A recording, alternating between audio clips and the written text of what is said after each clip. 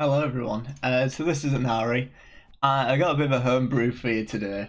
Firstly, I'd just like to say anyone who's also following me over on Twitch, I really appreciate it because I've just hit affiliate, so I can do all the sort of fun stuff now. Custom emotes, do channel points, like that sort of thing.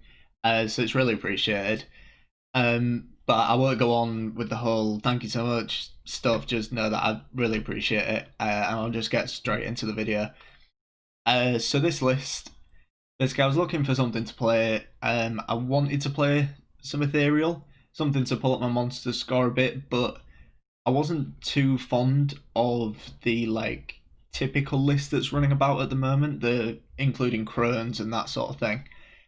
So I thought I'd have a crack at it, put in sort of the main pieces that you're going to need in the deck and work from there. And this is kind of what I came up with. And to be honest, it did really well on ladder. So I ended up deciding on going Radeyah, purely because I like playing singleton decks. I was considering getting Shoop in the list, but it was a bit too expensive to really justify running Shoop. There's just other stuff we want that's better, to be honest.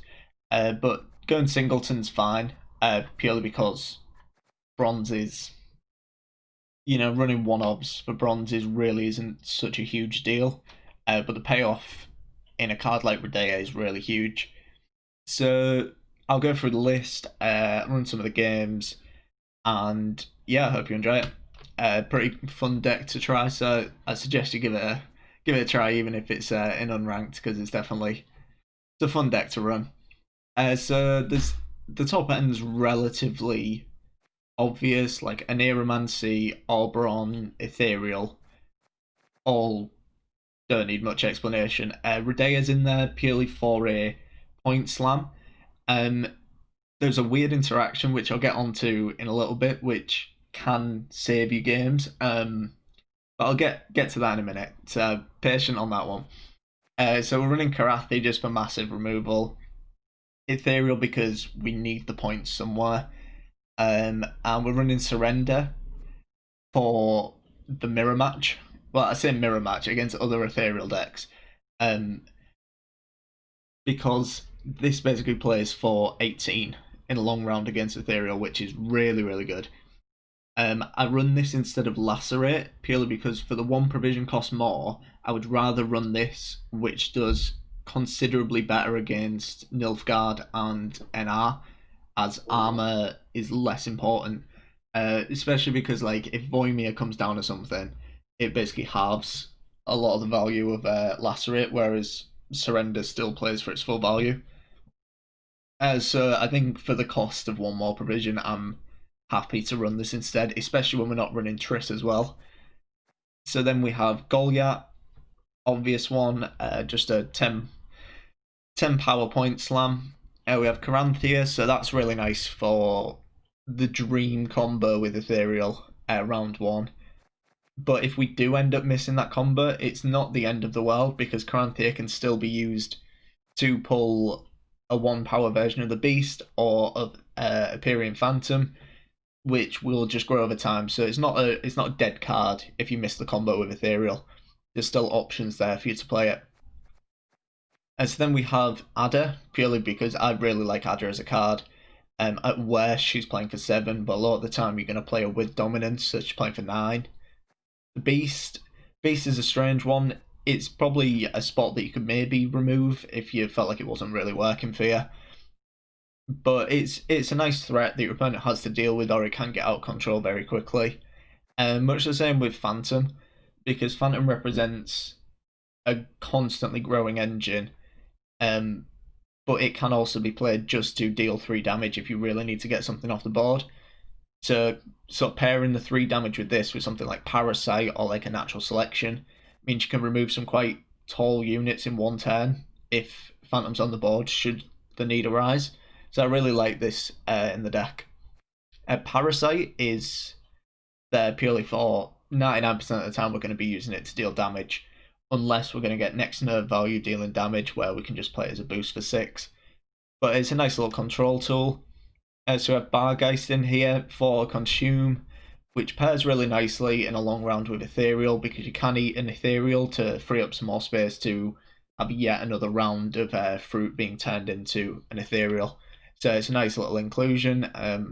Also pretty good if you run up against like poisons and locks and things like that. Just being able to eat something to just deny any poison value is pretty good. We also run Taskmaster, which is great against anything with defenders. And a lot of the time we're going to have dominance, so we can use it to deal with like poisons and locks and everything like that, all the fun stuff.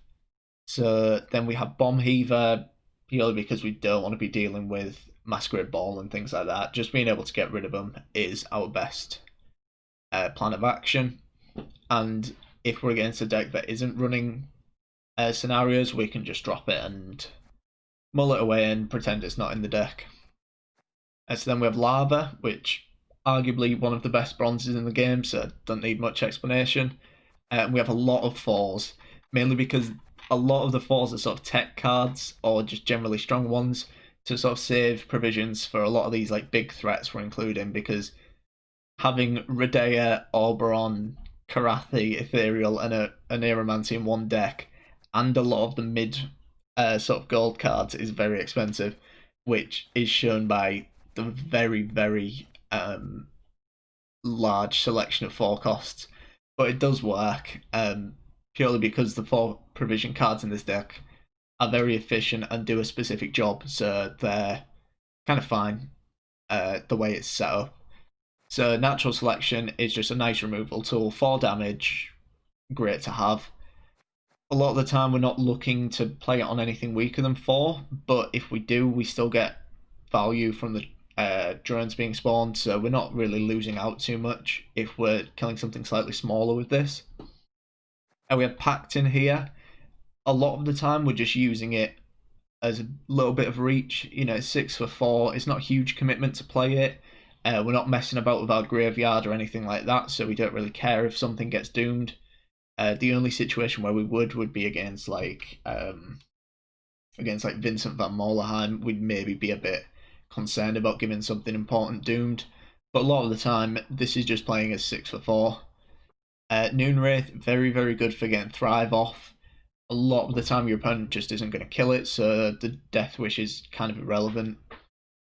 We're also running Neca Warrior, which is just a strong Thrive card, because a lot of the time, if we brick on the Caranthea Ethereal combo in round 1, we really need to get a lot of value out of Thrive. So being able to play Fruits, Endrega Lava into like a Brook set and Neca Warrior, and then start playing cards like Noonwraith, maybe Adder, something like that, really gets us a lot of value. Just having that extra point on top really does help the deck carry on, especially with us only running one-offs.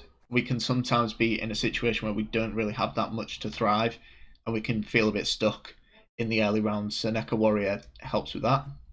Plumenard is a very nice card, just 6 for 4, a lot of the time is going to trigger Thrive in the first couple of turns, and it's a decent inclusion for a cheap price. And Endrega Warrior is really good in this deck, mainly because you can play it on the range row, on the ethereal row, and eat 2 ethereals or eat 1 ethereal, whatever the length of the round dictates, to free up a space so you can just keep the combo rolling and rolling and rolling. Same concept as Bargeist, and also the whole denying poison value, that sort of things, is really helpful for that. We don't tend to be playing it for the spawner drone for each insectoid consumed.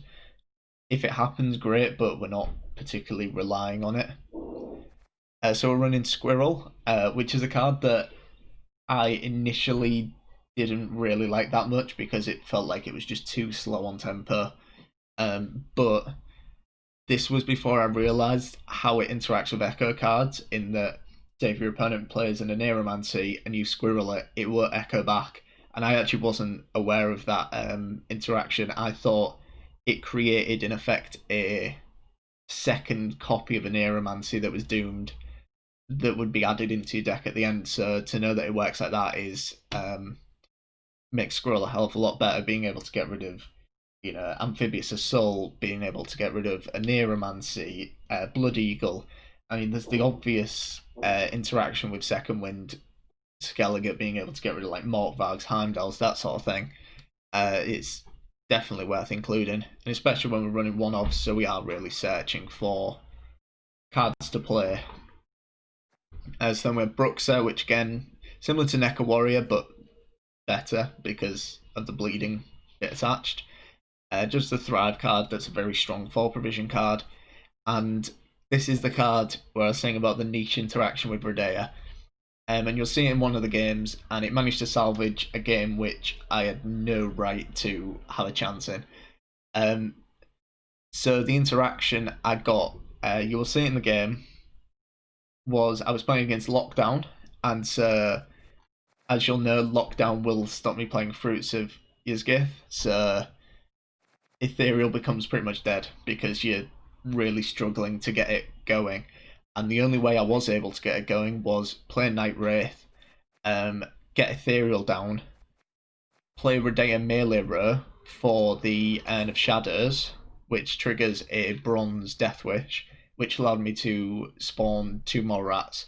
So I was able to get an additional 4 Ethereals going, which in a matchup like that, where you're going to really struggle to get your points because they've stopped your key point generators, it can be the difference between a win and a loss. So that's definitely an interesting game, so I would highly advise sticking around for that game too in this video, because it was a really good one, and it was against somebody you've probably heard of before. So yeah, I'll go to the videos from the stream on Thursday night. So again, a little less analytical. I try and go through what I'm talking about, but it's all live, so a little less refined probably, but it definitely highlights what the deck can do. So yeah, I hope you enjoyed it, and I'll see you in the next one. Radeyah Ethereal. I'll see. Have I just been playing mirror matches? I mean, if I have, like, that's probably alright, because it kind of tells us that it's really good. Oh my god, Squirrel is so good here. Squirrel is ridiculously good. Right, so if we can hit Ethereal here, that's how we really pop off. I don't think Pact is very good. Lunard, it's something to play. We're really struggling for, like, proactive stuff here. Maybe even in Dragon Warrior goes. Oh, feels bad, man. Feels real bad. Like, we're really lacking on proactive things here. Because we haven't hit Ethereal. And shit, we might even be going for like a Dragon Lava here. May just be in Dragon Lava. Now, if it's in Dragon Lava, we're not going Fruits, are we?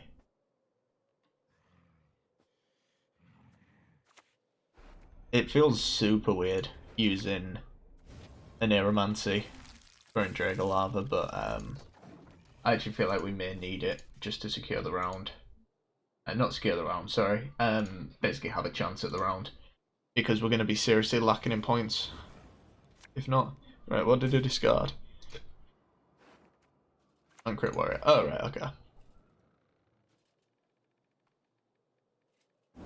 What a combo. What an actual combo.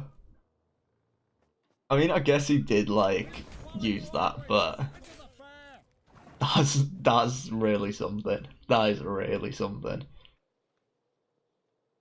Natural selection in that's fine, I think. What would we do instead? Could Plume Nard. Because, I mean, that's doomed anyway. So we don't have to worry too much. I mean, there obviously is the threat of dominance bricking a little bit, but I think certainly at the moment, it's fine.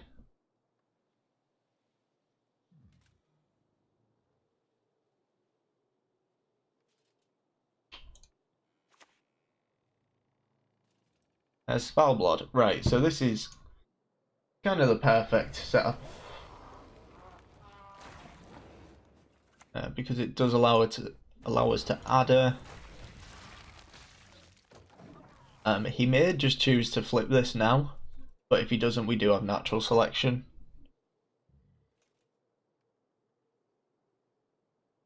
And if he doesn't flip it, like, natural selection is pretty amazing here. Another 6 for 4.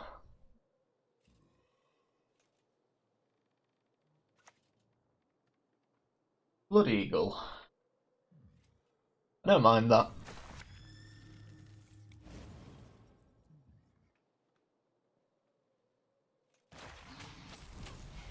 Wait. I mean, guess it works. I feel like you're probably denying yourself a lot of value. But, hey, if it works. Right, what's he gonna discard? Does get the ping off with this. Alright, so just discarded that, that's fine. So does this list run Jutta? I would imagine it probably does. But I feel like it's a bit too tempting to not do this. It keeps us ahead, it gets the thrives off. It means he doesn't have Blood Eagle next turn, like, really, really good. Oh, and imagine if this died, and then if we'd put in Offering, could have Offering that to then Squirrel. Man.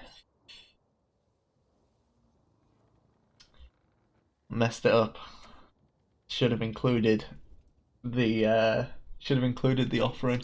Alright, what's he chucking? Oh. Feels like a weird one to chuck. Really good. Plays for 8. 8 for 4.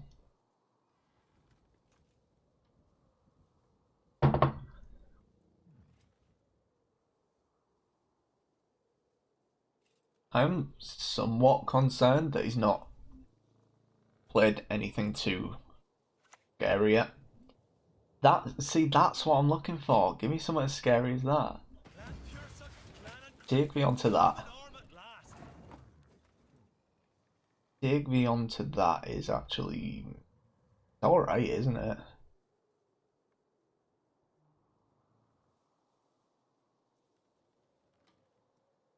So that's going to die, put me down to 24. He's going to go up to 28. So that would take the round on even for him, which isn't ideal. So maybe we're just using Surrender here, because I don't think Surrender's going to be getting that great value.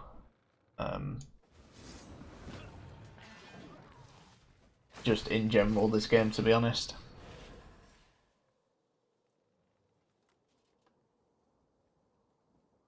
No, we just pray gives us the round, because I don't particularly want to be passing on even.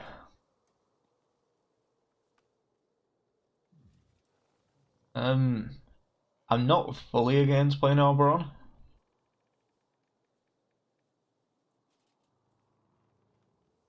Because, especially with an Aeromancy, and the fact that we still have the Ethereal combo ready to go, I think securing the round and then being able to Ethereal on another round sets us up in a fine position, because we're guaranteed to get the Ethereal combo.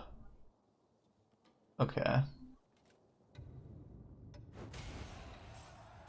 Oh, right. I'm seeing how this deck works. That's interesting. So unfortunately, I think we do have to. Well, we either have to play Oberon here or we pass. So Oberon puts us up to 28, 29, 30. Well, he puts us 4 points ahead. At worst, we'd be at 30, and he plays the diversion card, the ball provision card, whose name has completely gone from my head, who will die instantly. But live a little dangerously. Alright. Okay, this is fine. 9 points ahead is a lot nicer. It may tempt him to play something a little bigger. And then it makes Karathi feel a little better if he plays something bigger. Like if he plays like Skull or something, I'd be quite happy to Karathi that. Are we going to see Skull? Skull puts him ahead by 1 and would be very tempting for him.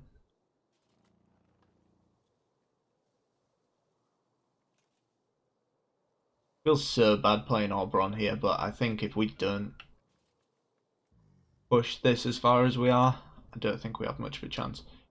So that's a good pass for us. Yeah, this is really good. Oh, okay, so it ends up working out. I don't mind him getting last say. What I was scared of was him going uneven, because then he can just bully us so hard. He's probably going to look to maybe dry pass on us. I'm not overly confident that he will. If he sniffs that I might be... I mean, from what we played, there's actually nothing here that like overly suggests we're a Radeyah deck. Except maybe this. So definitely at the moment there's kind of nothing tipping him off. Alright, if we can hit Ethereal, that'd be really good. Never lucky. Pass would be nice to see. But I don't think we will. Okay, man. I'm very happy with that. Very, very happy to see that. So we'll just...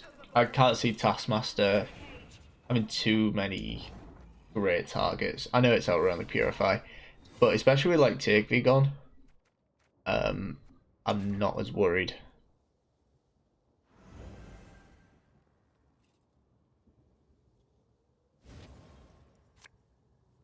So Karathi will be coming down onto like Skull or something. So we don't need Heaver. I guess what are we looking for? We still have some very good cards to draw into. Ooh, perfect. Perfect timing. Because I would have been fine to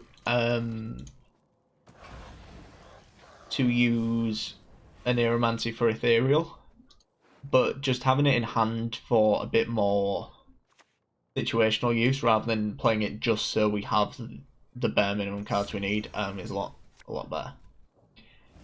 So what's he chucked? He chucked. Can't even figure it out. So they died last time. They did. Was it Skirmisher? Skirmisher and Ancrate Warrior, I think it was. Oh no, Terror Siege.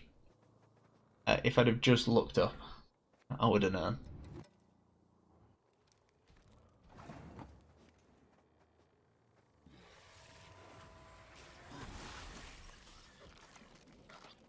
Warriors, okay.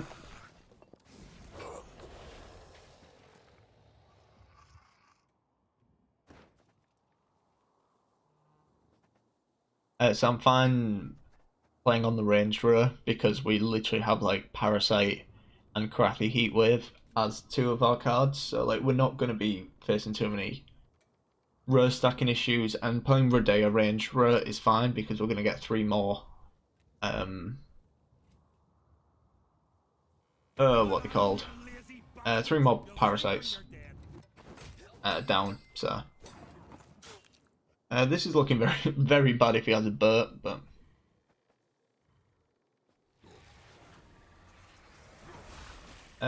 Parasite onto that is probably our best player. It keep thinking it's Second Wind. Like every time I come up against Gallagher, I'm just working on the assumption it's Second Wind, and I'm gonna see a Great Sword come down at any time, and I'm gonna feel horrible about it.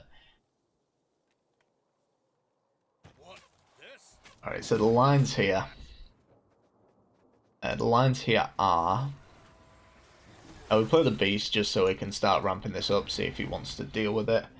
But if that drops down to 3, we can Radeyah and bank on getting the 3 damage. fine. Alright, so let's see if we got the RNG on our side. What was it that he just threw then? Ah, mock back. Okay, 3 damage please. Feels real good, man. See, this is the thing with this game. All you gotta do is just draw the right cards. Like, that's not difficult to do, just draw the right cards.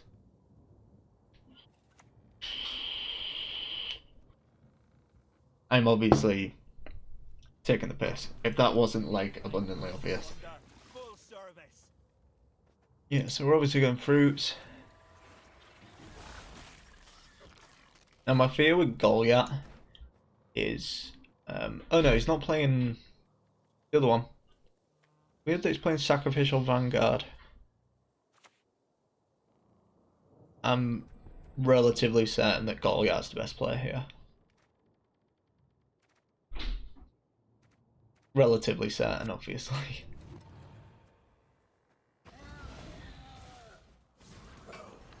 So we are ahead by 20. I'm still not certain if this is the right play, because he's probably got Jutta.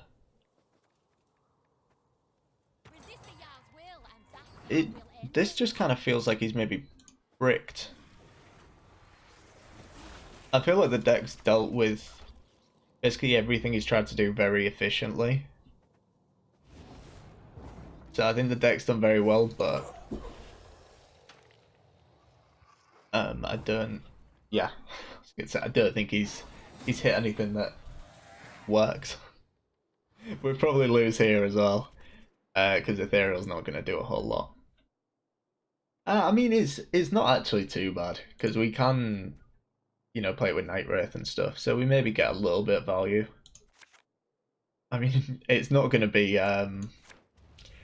it's not exactly going to be tearing the game up, but we can definitely get something out of it. Actually, maybe should have kept a consume there. Yeah, I think not holding on to Bargeist was kind of bad there. But we probably hold. We probably so the way we're gonna do Ethereal here, is we're gonna use Night Wraith, and we're gonna Ethereal, and then we're gonna play something like Bargeist or Endureka Warrior, to consume it, and just fill up the row a little bit. Because any other line will just result in a loss. Because, I mean, Lockdown's really good against this deck, because obviously when... You're always facing that risk when you go on ladder, with a deck that, like, operates around its leader ability so much, because some decks aren't as reliant on it. Because say, like, if you're playing the Soldier Spy, Masquerade Ball nonsense, if Imperial formations locked out, it's really not the end of the world. I mean, in general, a lot of scoia'tael decks are fine with it. In general, monster decks are fine. I mean, obviously not this one. This one just feels real bad. But yeah, it's you're always gonna have a bad time if you're coming up against Lockdown with a list that draws so much power from its leader ability. I mean, shit, even Second Wind Skellige is relatively fine against Lockdown. I mean, you lose a lot of power not having Second Wind, but they're not exactly lacking on power, are they? Wow, that's early. Is this double ball? Surely not. If it is, I think the best line here is probably destroying that, and then we can squirrel.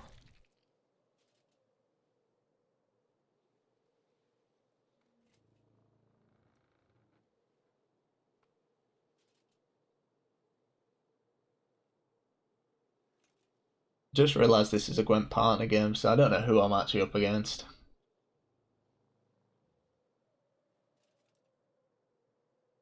I mean, if I had to have a guess, I'd say Merson, purely because I've seemed to have been playing him a lot recently.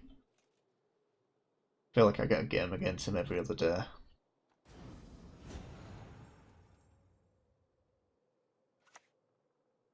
Yeah. Yes. What is This this all the squirrel lines. Um, the Antaneraman. Yeah, the Antaneraman seed. I mean, we're not getting the dream there, but again, this is kind of what I was saying about you know, the nature of Gwent in general. If you completely forgot what I was gonna say, if you are like playing basically any deck, you're always gonna have those games where you just draws do not go for you. Your opponent gets good draws, and all you can do is just be like, well, on to the next one, I guess. And so, yeah, we just got to grit our teeth in those kind of games because it is the common saying of it's a marathon, not a sprint. So we can parasite here. If we parasite there, hit that for 2. I'm pretty sure this is enough, but I'm just like in my head, I'm just counting it out. So that'll put him down to 19, and it'll boost me up to 20. Yeah. Um. Yeah. Too many times that's happened to me where I've really messed myself up. You know, going for that line. Just like, oh yeah, this card's correct. This card's the right one. Don't worry about it. And I've been equal on points or some annoying shit like that. We do have ethereal, which is decent. Probably looking for a consume there. That's not consume. This hand is a little heavy. Depends if I want to bleed him or not. I don't think we want the beast. Right, so this is very balls to the wall, isn't it?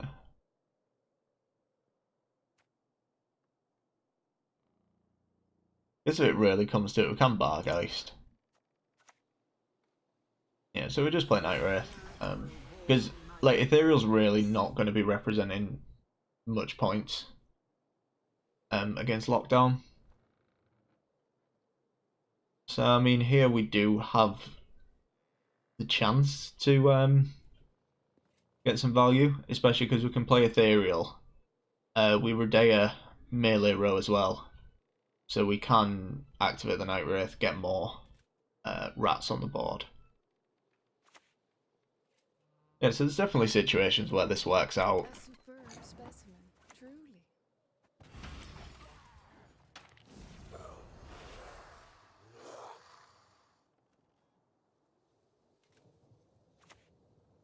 I do particularly want to push this turn. It's going to be a lock. So maybe just going for Purify then.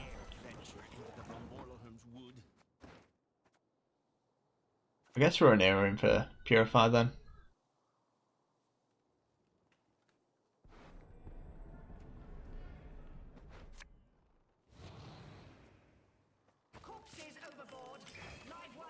There was also the line of consuming that, but I feel like we're quite at risk with like only a couple on the board.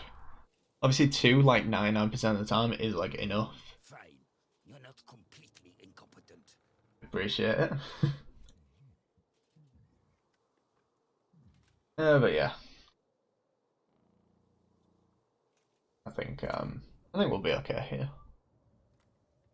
Poison coming in is fine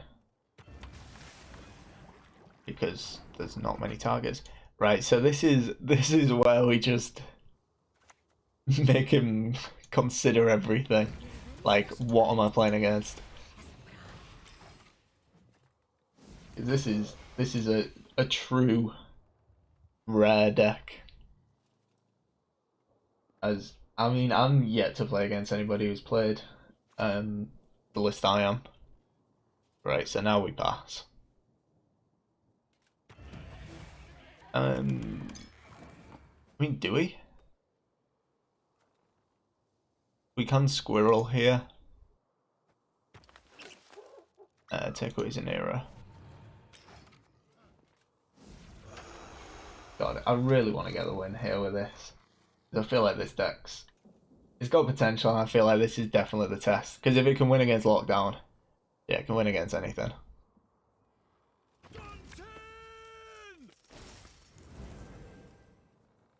Right, so... This does represent a lot of points. Yeah, I think it was probably correct to pass last turn, which feels a lot bad. However, what does he realistically have after this? So he's probably got a Usurper. He'll have a Yenver, almost certainly.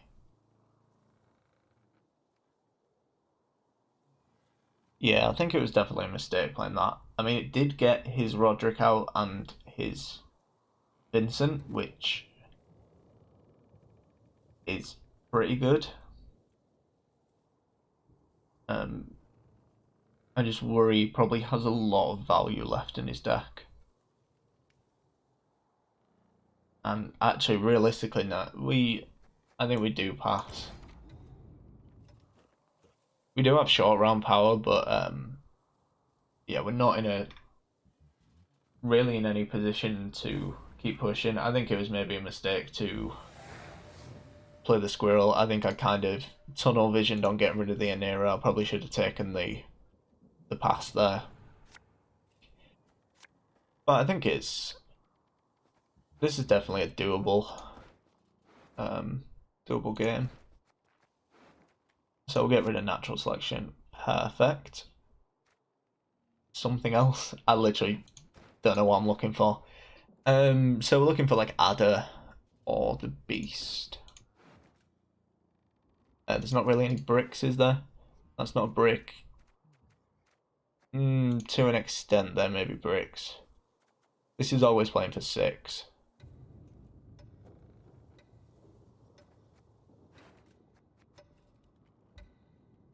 You know what? I think we maybe have to go for it. Never punished. Never in my life have I been punished for getting greedy.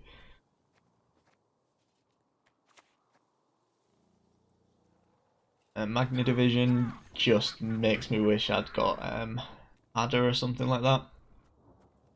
So we can just Caranthea for the Beast.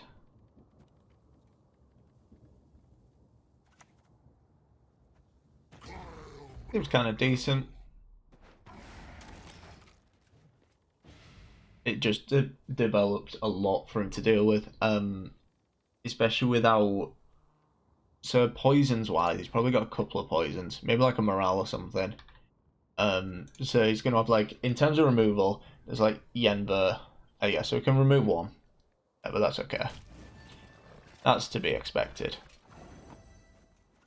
So he's probably got a Yenver, so he'll have to use Yenver on this, I would imagine, which means he can't use it on Golgat. So one of these is getting Yenvered. Maybe has like a morale.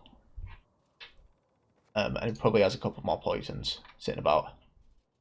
Because they were the spawned ones from Masquerade Ball.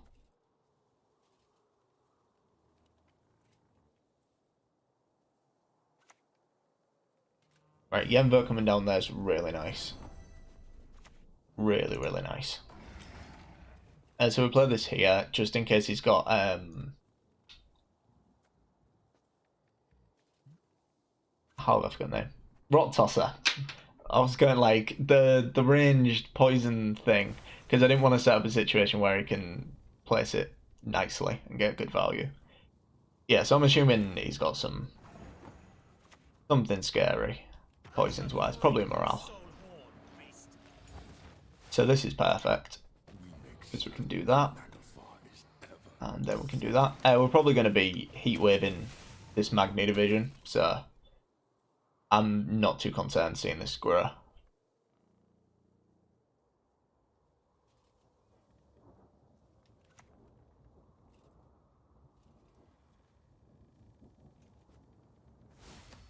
Right, so decision time, isn't it?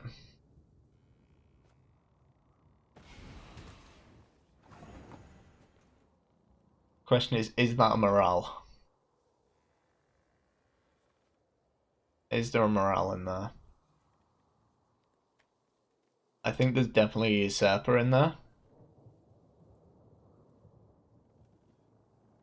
Definitely a usurper in there. If the poison goes off on the beast, he probably has a fangs as well.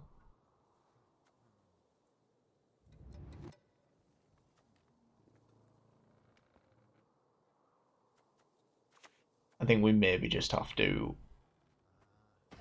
accept it. If he's got another poison, he's got another poison. But it's even more points for him if he gets a double poison on Goliath. We have ways of stopping double poison coming through.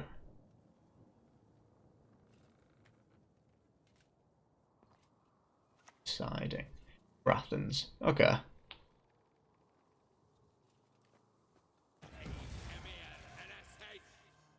That's probably the best outcome. Do you honestly think you can catch me? I hadn't actually noticed we have no bronzes. We drew really well for round 3, which is a nice change. So this is probably usurper. And Usurper wins by 1. Yeah. Because the spawns all trigger Brathens. Oh no, it's a draw. I thought it triggered for Brathens. Oh, it was against. Oh, it's against Specimen. Feels good, man. Um, yeah, I mean, shit, I was playing his deck earlier, but that was a good game. I feel like a draw was probably the best outcome there because he definitely counted my list without a shadow of a doubt. But it was interesting to see that even without fruits, I was able to still like get a draw, which is pretty insane. And he drew perfectly as well. So yeah, that was a pretty good game. And we don't talk about this game. This game's happening. It's just, it is what it is.